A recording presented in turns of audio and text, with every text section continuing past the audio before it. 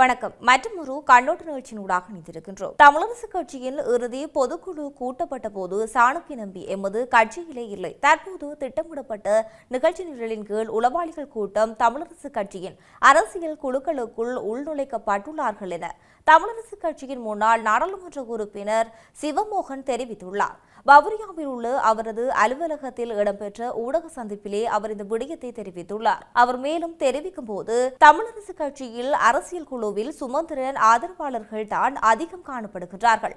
அவர்களால் புகுத்தப்பட்டவர்கள் தான் அங்கே அதிகம் காணப்படுகின்றார்கள். பதில் செயலாளர் இருந்தவர் அந்த பதவியில் இருந்ததால் அரசியல் குழுவில் உள்வாங்கப்பட்டார். அதேபோல் சாணக்கிய நம்பி எப்படி உள்வாங்கப்பட்டார் என்று தெரியாமல் உள்வாங்கப்பட்டு விட்டார். உண்மையில் இறுதி பொதுக்குழு கூடிய போது சாணக்கியன் எமது கட்சியில் இல்லை.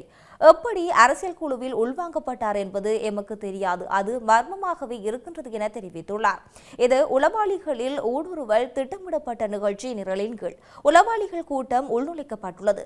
பதவி ஆசையில் ஒருவர், கேவலம் கட்ட தேசிய பட்டியலில் ஒருவர், இன்னொருவர் ஆள்பட்டி வாங்கி எல்லோரையும் உள்வாங்கி எல்லோரும் உள்ளுக்குள் வந்து இன்றைக்கு கட்சியில் உருகுலைத்துக் கொண்டிருக்கின்றார்கள் என தெரிவித்துள்ளார். உங்களுக்கு துணிவு இருந்தால் இந்த மக்களுக்கு முன்னால் பொதுக்குழுவை கூட்டுங்கள். நீங்களே தலைவராக வர முடியுமாக இருந்தால் பரீட்சித்து பாருங்கள் என அவர் தெரிவித்தும் இருக்கின்றார். இப்போ தமிழரசு கட்சிக்குள்ள ஒரு தலைமைத்துவத்துக்கான போட்டி தான் நடக்குதுன்றீங்களா, இல்லது என்ன பார்வையில் இந்த இப்போ நடந்து கொண்டிருக்கிற பிரச்சனையை நீங்கள் உங்களுடைய பார்வையில் பார்க்குறீங்க? என்னுடைய பார்வையில் இது தலைமைத்துவத்துக்கான போட்டி அல்ல. மீண்டும் ஒரு தெரிவு வரும்பொழுது சிறிதன் கூட தெரிவு செய்யப்படாமல் போகலாம். இது அதற்கான போட்டி அல்ல. இது தங்களை தாங்களே தக்க வைத்துக் கொள்வதற்கான ஒரு குறுக்கு வழி. அதாவது இவர்களுக்கு நல்லாக தெரியும், இலங்கை தமிழரசு கட்சி என்று போட்டி போட்டால் இன்னொரு பொது தேர்தலில் ஒரே ஒருவர் தான் வரப்போகிறார் என்பது நல்லபடியாக தெரியும். அந்த ஒருவராக நான் இருக்க வேண்டும் என்றால் அங்கு சிறி இருக்கக்கூடாது. இதுதான்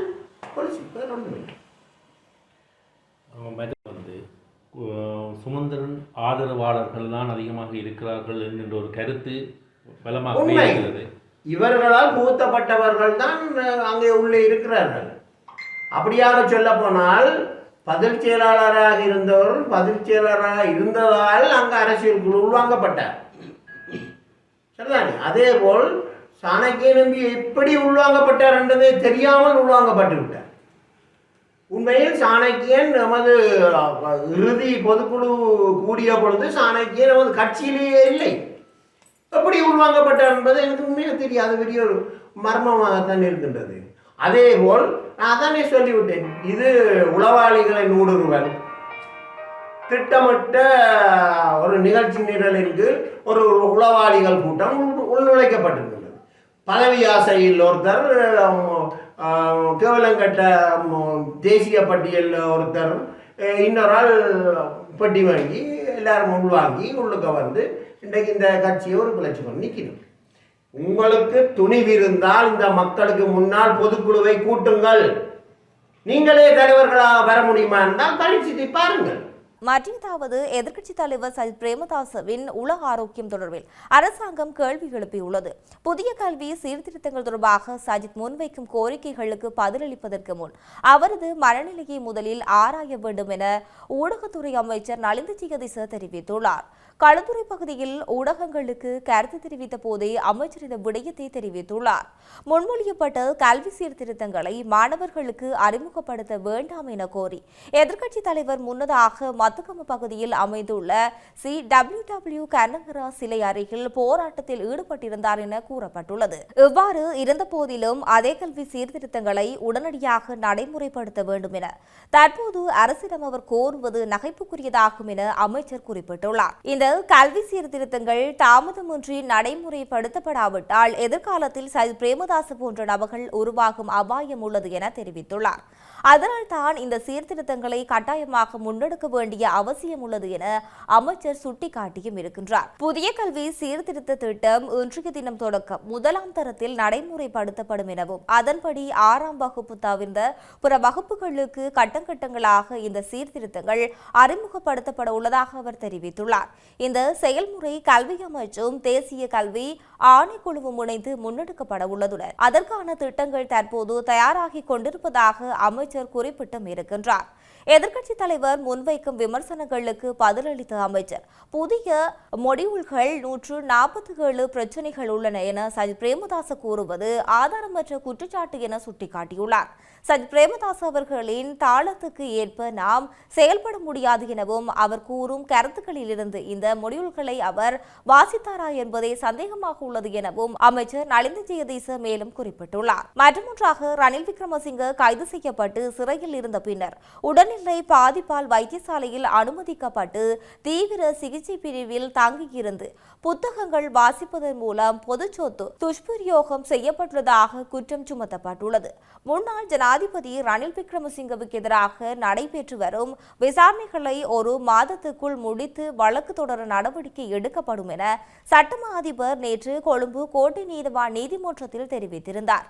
கொழும்பு கோட்டை நீதவான் இசுரு நெத்திகுமார முன்னிலையில் இந்த வழக்கு விசாரணைக்கு வந்தபோது சட்டமா அதிபர் சார்பில் முன்னிலையான மேலதிக சொலிசிட்டர் ஜெனரல் திலீப பீரிஸ் இந்த அறிவிப்பை வெளியிட்டும் இருந்தார். இதன்போது விசாரணைகளில் 90% இதுவரை நிறைவடைந்துள்ளதாக அவர் நீதிமன்றத்தில் சுட்டிக்காட்டியும் இருக்கின்றார்.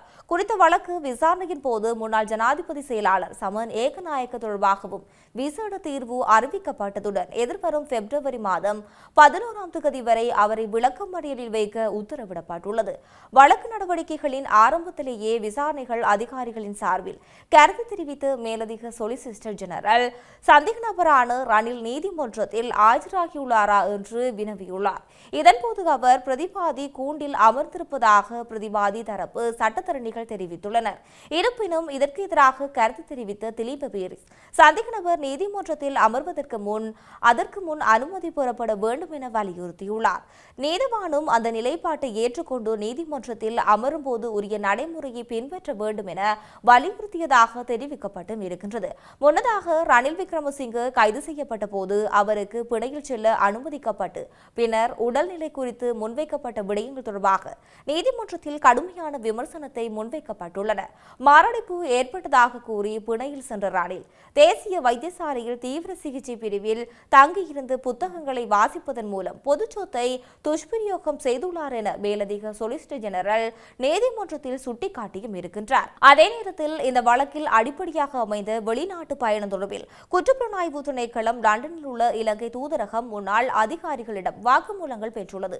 அத்துடன் முன்னாள் தூதுவர் சரோஜா ஸ்ரீநேசன் உட்பட 13 பேரின் சாட்சியங்களின்படி இது ஒரு தனிப்பட்ட பயணம் என உறுதிப்படுத்தப்பட்டுள்ளதாக நீதிமன்றத்தில் சுட்டிக்காட்டப்பட்டுள்ளது. முறைப்பாட்டின் விடயங்கள் கருத்தில் கொண்டு நீதவான் இது ஒரு தனிப்பட்ட பயணம் என பார்த்த மாத்திரத்திலே தெளிவாக குறிப்பிடப்பட்டுள்ளது. இருந்தபோதிலும் சந்தேக நபரான ரணிலுக்கு கிடைத்ததாக கூறப்படும் வுல்ஹாம்டன் பல்கலைக்கழகத்தில் அழைப்பு கடிதத்தில் உண்மைத்தன்மையை உறுதிப்படுத்திக் கொள்ள இணையவழி மூலம் சம்பந்தப்பட்ட பல்கலைக்கழக அதிகாரிகளிடமிருந்து வாக்குமூலம் பெறுமாறு உத்தரவிடப்பட்டும் இருக்கின்றது. பிரதிவாதி தரப்பு சட்டத்தரணிகள் இந்த விஜயம் ஒரு உத்தியோகபூர்வ விஜயம் என நிரூபிக்க முயன்ற போதிலும் பிரித்தானிய அரசாங்கத்தின் உத்தியோகபூர்வ அழைப்போ அல்லது தலையீடோ அதற்கு இருக்கவில்லை எனவும் சம்பந்தப்பட்ட பல்கலைக்கழகம் ஒரு தனியார் நிறுவனம் எனவும் முறைப்பாடு மூலம் உறுதிப்படுத்தப்பட்டுள்ளதாக தெரிவிக்கப்பட்டும் இருக்கின்றது. அதே நேரம் முன்னாள் ஜனாதிபதி செயலாளர் சமன் ஏகநாயக்க தொடர்பில் கருத்து தெரிவித்த மேலதிக சொலிசிட்டர் ஜெனரல் அவர் ஆவணங்களில் இருந்து தனிப்பட்ட என்ற சொல்லை நீக்கி அதிகாரப்பூர்வம் என்ற சொல்லை சேர்த்து மோசடி செய்துள்ளதாக குற்றம் சாட்டியுள்ளனர். எவ்வாறாயினும் சமன் ஏகநாயக்கவுக்கு முன்னிலையான சட்டத்தரணிகள் பிணை கோரிய போதிலும் 16 மில்லியன் ரூபாவுக்கு அதிகமாக அரசாங்க நிதியை அங்கீகரிக்கும் போது அவர் பொறுப்புள்ள அதிகாரியாக உரிய கவனத்தை செலுத்தாததால் பொது சொத்து சட்டத்தின் கீழ் அவருக்கு பிணை வழங்க நீதவான் மறுத்துள்ளதாக கூறப்பட்டும் இருக்கின்றது. மற்றொன்றாக தென்மராட்சி பிரதேச ஒருங்கிணைப்பு குழு கூட்டம் ஒருங்கிணைப்பு குழு தலைவர் கருணாநாதன் இளங்குமரன் தலைமையில் நேற்று இடம்பெற்றுள்ளது. இந்த கூட்டத்துக்கு நாடாளுமன்ற உறுப்பினர்களான கஜேந்திரகுமார் பொன்னம்பலம், ராமநாதன் அர்ஜுனா, தென்மராட்சி பிரதேச சபை செயலாளர் பிரான்சிஸ் சந்திரா, சத்தியசோதி, உள்ளூராட்சி மன்ற உறுப்பினர்கள், அரசு அதிகாரிகள் என பலரும் கலந்து கொண்டுள்ளனர். பேசப்பட்ட விடயங்களாக சட்டவிரோத சுண்ணக்கல் அகழ்வு, நாவுக்குழி சிங்கள வீட்டு திட்டம், பிரதேச சபை மலங்கழிவுகள் அனுமதியின்றி விவசாய நில பிரதேசங்களில் கொட்டப்படுவது தொடர்பாகவும், பொருளாதார மத்திய நிலையத்தை மீளவும் குத்தகைக்கு விடுவது தொடர்பாகவும் கலந்துரையாடப்பட்டுள்ளதாக தெரிவிக்கப்படுகின்றது.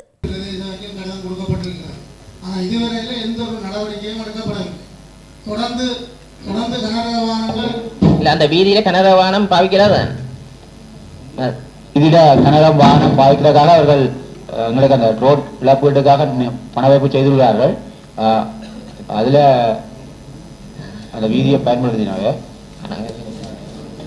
ஒரு நிமிஷம் தலைவர்கிட்ட அனுமதியோட ஒரு நிமிஷம் என்னென்றா அந்த வியாபார அனுமதி அந்த இது கம்பெனி ரெஜிஸ்ட்ரேஷனுக்குரிய பிரதேச அனுமதி கொடுத்துட்டீங்களா? இல்லை, நான் அனுமதி வியாபாரம் வழங்கவில்லை. இவர்கள் இப்ப நடக்கிறது சொன்னால் கல் அகல் விவசாய நிலத்துல கல் அகழ்வு செய்வதற்கு எங்களோட இந்த கனியாளத்தின் அனுமதியோட தோட்ட நிலத்துல கல்லை அகழ்ந்து வெளியில கொண்டு போயிடும். ஒன்று. இரண்டாவது, அந்த செயற்பாடு வேற, இந்த கல்லகழ்ந்து கொண்டு வர செயற்பாடு வேற.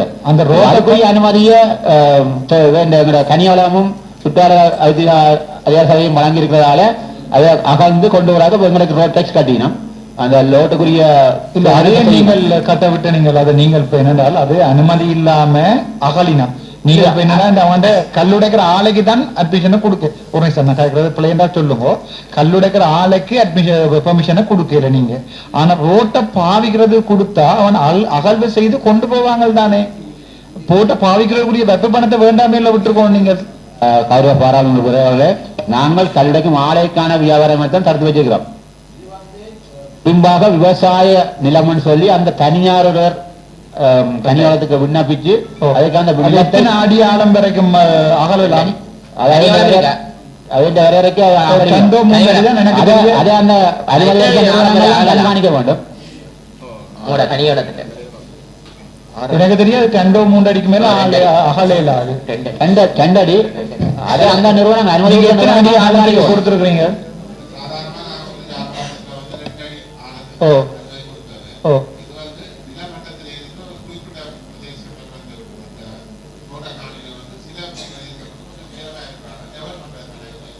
ஓகே. பார்த்த நேரங்கள்ல நான் பார்த்திருக்கேன். கிட்டத்தட்ட 10, 15, 20 அடி ஆழம் பெரிய கிடங்கள் எல்லாம் இருக்கு. அதை நீங்க போய் எப்பயாவது மானிட்டர் பண்ணீங்களா?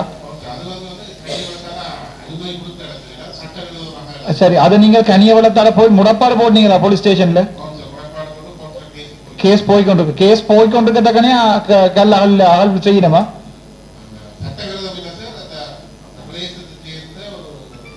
ஓ, அதைத்தான் நான் கேட்கிறேன்டா. ஒரு நபருக்கு ஒரு நிமிஷம் விளங்க, ஒரு நபருக்கு எதிராக வழக்கு போட்டுருக்கீங்க. அதே நபரா திருப்பி வேறொரு நபர், அப்ப வேறொரு நபருக்கு எதிராக திருப்பி ஏன் 2வது வழக்க நீங்க போட இல்லை? எத்தனை அடியால ஆய்வு செய்யிருக்கிறார்? நீங்க சொன்னீங்க இப்ப 2 அடி அண்டு. அப்ப 2 அடியும் 8 அடிக்கும் 6 அடி வித்தியாசம் இருக்கு. இது 2 அடி. இப்ப சாவைச்சேரியில அனுமதி ஆள்றது கொடுத்துருக்கீங்களா? கொடுத்திருக்கீங்க இல்ல கொடுத்துருக்கு. இப்ப இப்ப இப்ப இப்ப இல்ல. அப்ப என்ன அடிப்படையில இப்ப ஆளினா நிப்படி இருக்குதானே? அப்ப கனியவளம் தானே போய் போலீஸ் ஸ்டேஷன்ல முறைப்பாடு போகணும். பிரேசபை இல்லையே. கனியவளத்தா என்றால் பிரேசபை பாதைகள்ல தான் அவைக்கு பொறுப்பு. கனியவளத்தால போலீஸ் ஸ்டேஷன்ல சம்பந்தப்பட்ட நபர்களுக்கு எதிராக வழக்கு போட்டுருக்கீங்களா? சொல்லுங்க. ஓ,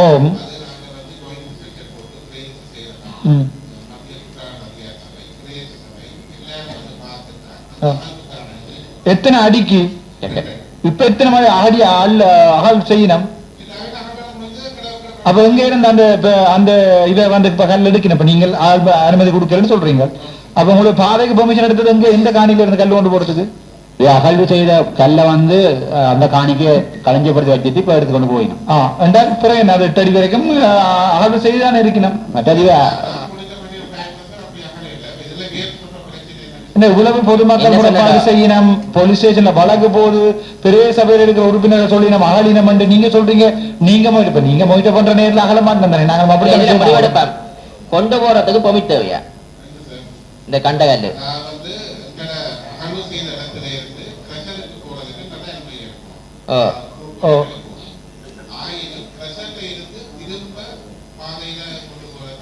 தேவையில்லை. இது என்ன பெரிய கல் எடுத்து உடைச்சு சின்ன கல் ஆக்கினோம். அப்ப நீங்கள் அதுல 2 அடிக்கும் விட கூட அகழ்வு கொடுத்துருக்கீங்க தானே. அப்ப இல்லாம 8 அடி ஆழம் பெறுது அங்க. அப்ப நீங்க போய் பார்த்து போட்டு அதானே ராசா கேட்டு கொண்டிருக்கிறேன். நாங்களும் நீங்க சொல்றீங்கன்னா நல்லா அகன்ற இடத்துக்கு மட்டும் நாங்க ஓமன் இருக்கோம், அவங்க எங்களுக்கு தெரியாம கூடாத இடத்துல வந்துட்டாங்க. இல்ல இதுல நான் தெளிவா சொல்றேன் என்றால் இதுல ஃபுல் மாஃபியா. இதுல எந்தெந்த எனக்கு பயம் இல்லை தெரியும் தானே, இந்த சாவச்சேரி எல்லாம் வழக்கு இருக்கு 5 10 எனக்கு எத்தனை தெரியாது. ஏன்னா பேரோடையும் சொல்லுவேன் நான், எந்த கன்றாக்காரருக்கு நீங்கள் காசு வேண்டி கொண்டு கொடுக்குறீங்க பேரோடையும் சொல்லுவேன் ராசா. ஏன்னா பயமே இல்லை எனக்கு. எனக்கு 100% தெரியும் இந்த கனியவரல்காரர் கொடுக்குறோம் இந்த கடிதத்துல வச்சு கொண்டுதான் உங்க முழு கல்ல வேலையும் நடக்குது. நீங்க வெக்கப்படணும். நீங்க எந்த இடம் சாவச்சேரியா? அப்ப பாருங்க, நீங்க யாழ்ப்பாணம் வந்து சாவச்சேரி செய்யற துருவம் நானும் வெளிவடக்கில் பிறந்துட்டு தான் இங்க வந்து ஹாஸ்பிட்டல் தாண்டி போராடினேன். ஏன் ராசா அந்த பெர்மிஷன் கொடுக்குறீங்க? நீங்க ஒரு இன்ஸ்பெக்ஷன் செய்யறதே இல்லையே. கடைசி எப்ப இன்ஸ்பெக்ஷன் போனீங்க? நான் பார்லிமெண்ட்ல கேள்வியா போடுவேன். இது படுமோசமா இருக்கும். நீங்கள் அனுமதி கொடுத்த காணிக்குள்ள சண்டடியோட கூட இல்லையா? ஒன்று தானே நான் சொல்றேனே, அந்த சட்டத்தின்படி ரூட் பெர்மிட் தேவை கண்டிப்பாக. சரி, ஏனெண்டா அவங்க என்னண்டா கல்ல நொறுக்கி போட்டு ரூட் பெர்மிட் தேவையில்லை என்றாங்க. உருமாற்றம் செய்தாதான் ரூட் பெர்மிட் தேவையில்லை. இப்ப மண்ணை கொன்றையிலாது கீட் பண்ணி செங்கல்லாக்க மாத்தினா கொண்டரலாம் அதெல்லாம் சொல்றாங்க. அப்ப இவங்க என்ன செய்யறாங்க? கிரசல்ல உடைச்சு போட்டு மிச்சத்துக்கு ரூட் பண்ண அதே சாதாரண மக்கள் கொண்டு போனா நீதிமன்றம் தண்டிக்குது. ஏழுபட்ட சாதாரண மக்களை கொண்டு வச்சிருங்க ரோட்டால. ஒரு சாரார் மட்டும் கொண்டு போயினான். நாட்டின் யாழ்ப்பாணத்தின் வடமாட்டத்தின் வளம் வந்து தென்பகுதிக்கு புள்ள போகுது. திருவண்ணாமலை போது உங்களுக்கு ஹார்ட்வேர்ல பேரை சொல்லுவா நான். நீங்க எந்தெந்த ஹார்ட்வேர்ல கனெக்ஷன் இருக்கீங்க நான் சொல்ல வரா சார். இந்த விடயம் தொடர்பாக அந்த அவர்கள் அனுமதிக்கிட்ட காணிந்த அளவை விட அவர்கள் சட்டவிரோதமாக அரச காணிகள்ல மக்கியை அகலந்து கொண்டு வந்து கிரேசல்ல லோட் பண்ணி வச்சுக்கிறார்கள். அதுக்கான வீடியோ ஆதாரங்கள் எங்கள்கிட்ட இருக்கின்றது. காணியில கல்ல அகழ்ந்து கொண்டு அரச காணியில மக்கியை கொண்டு வந்து அந்த லோட் பண்ணி வச்சுக்கணும். அதை வந்து எங்களோட அனுமதி கொடுத்த நிறுவனங்கள் வந்து கண்காணிக்க வேண்டும். 100% நாங்கள் தான். முக்கியமா கனியவனல், அடுத்த 2வது இந்த புராதன டிபார்ட்மெண்ட் என்ன சாமான் அதுல இருக்கிற தமிழாக்கள் யாழ்ப்பாணத்துல வேலையாக்கள் 70,000 ரூபாய் சம்பளம் எடுக்கிறீங்க. அதுக்கு ஏண்டா தலையால நடக்கிறீர்கள்? நீங்க உங்களோட பேர் சொல்லல, உங்களோட ஆக்கள் தான் முழு இடமும் பெர்மிஷன் கொடுக்கறது எங்க ஆக்கள் தான். கல்லற நாங்கள் தான்டாப்பா, சிங்களவன் இல்ல. நாங்கள் தான் முழு கருவேலையும் செய்யறோம், நாங்கள் தான் கல்லா பெர்மிஷன் கொடுக்கறது. எத்தனை இன்ஸ்பெக்ஷன் செஞ்சு நீங்க நான் பார்லிமெண்ட்ல கேள்வியா போறோம், நீங்க பயில சொல்லுங்க. நான் உங்களை அங்கே எடுக்கிறேன். மற்றேதாவது எந்தவொரு பிள்ளையினதும் கல்வி அவர்களது பெற்றோரின் பொருளாதார நிலையை பொறுத்து தீர்மானிக்கப்படக்கூடாது என்பதும் எந்தவொரு பிள்ளையும் கல்வியிலிருந்து புறக்கணிக்கப்படக்கூடாது எனவும் அரசாங்கத்தின் நம்பிக்கை என பிரதமர் கலாநிதி ஹர்னே அமரசூரிய தெரிவித்துள்ளார். புதிய கல்வி சீர்திருத்தங்களின் கீழ் 1ஆம் தரம் நுழையும் அனைத்து பிள்ளைகளும் கல்வி அமைச்சர் என்ற ரீதியில் விடுத்துள்ள வாழ்த்துச் செய்தியிலே அவர் இந்த விடயத்தை தெரிவித்துள்ளார். ஒவ்வொரு பிள்ளையினதும் சமமான கல்வி உரிமை உறுதிப்படுத்துவதற்கு தேவையான அனைத்து நடவடிக்கைகளும் அரசாங்கம் என்ற ரீதியில் முன்னெடுக்கும் பொறுப்பை ஏற்றுள்ளதாக அவர் கூறியுள்ளார். மேலும் இந்த நேர்மையான முயற்சியை வெற்றிகரமாக முன்னெடுக்க அனைவரது ஆக்கப்பூர்வமான கருத்துக்களை மிகவும் முக்கியமாக கருதுவதாக அவர் குறிப்பிட்டுள்ளார். பாடசாலை செல்லும் முதல் நாள் எமது அன்புக்குரிய பிள்ளைகளின் வாழ்க்கையில் பசுமையானதொரு நினைவாக அமைய வேண்டும் என்பதே எமது எதிர்பார்ப்பாகும். அந்த நோக்கத்தை நனவாக்கும் வகையில் பாடசாலை பருவத்தை மகிழ்ச்சியாகவும் உற்சாகமாகவும் அர்த்தமுள்ள விதத்திலும் சுதந்திரமாக கழிப்பதற்கு ஏற்றவாறு பாடசாலை சூழலையும் கற்றல் கற்பித்தல் செயல்முறையையும் மிகவும் வினைத்திறன் மிக்கதாக மாற்றுவதற்கு நாம் பெருமுயற்சி எடுத்து வருகின்றோம். நீங்கள் சுமந்து வரும் புத்தக பை சுமையை குறைக்க நாம் முயற்சிப்பது நீங்கள் பெற்றுக்கொள்ள வேண்டிய அறிவு, மனப்பாங்கு மற்றும் திறன்களில் எவ்வித குறைபாடும் ஏற்படாத வகையிலும் எதிர்கால உலகுக்கு பொருத்தமானவர்களாக உங்களை ஒரு முழுமையான பிரஜையாக உருவாக்குவதற்காகவே இருப்பதாக குறிப்பிட்டுள்ளார். அன்புக்குரிய பெற்றோர்களே, ஒரு வளமான நாட்டில் உங்கள் பிள்ளைகளுக்கு ஒரு வளமான கல்வியை பெற்றுக் கொடுப்பதே எமது நோக்கமாகும். எந்த ஒரு பிள்ளையினதும் கல்வி அவர்களின் பெற்றோர்களின் பொருளாதார நிலையை கொண்டு தீர்மானிக்கப்படக்கூடாது என்பதும் எந்த ஒரு பிள்ளையும் கல்வியிலிருந்து புறக்கணிக்கப்படக்கூடாது என்பதே எமது எதிர்பார்ப்பாக என குறிப்பிட்டுள்ளார். அதற்கமைய ஒவ்வொரு பிள்ளைகள் பிள்ளைகளும் சமமான கல்வி உரிமையை உறுதிப்படுத்துவதற்கு தேவையான சகல நடவடிக்கைகளையும் ஓர் அரசாங்கம் என்ற ரீதியில் முன்னெடுக்க வேண்டிய பொறுப்பை நாம் ஏற்றுள்ளோம். எமது இந்த நேர்மையான முயற்சியை வெற்றி கொள்வதற்கு அனைவரது ஆக்கப்பூர்வமான கருத்துக்கள் மிகவும் முக்கியமானவை என நாம் கருதுகின்றோம். நெகிழ்வுத்தன்மை மிக்க சிநேகபூர்வமான அணுகுமுறைகளுடன் இந்த நேர்மறையான வழிகாட்டலையும் கருத்துக்களையும் ஏற்றுக்கொண்டு ஓடியாடி விளையாடுவாறு வளரும் உங்களது பிள்ளைகளின் அனுபவங்களை செயல்திறன் மிக்க அர்த்தமுள்ளவையாக மாற்றி அவர்களை வகுப்பறையில் மகிழ்ச்சியுடன் வைத்திருக்கும் பொறுப்பை நாம் ஏற்றுள்ளோம்.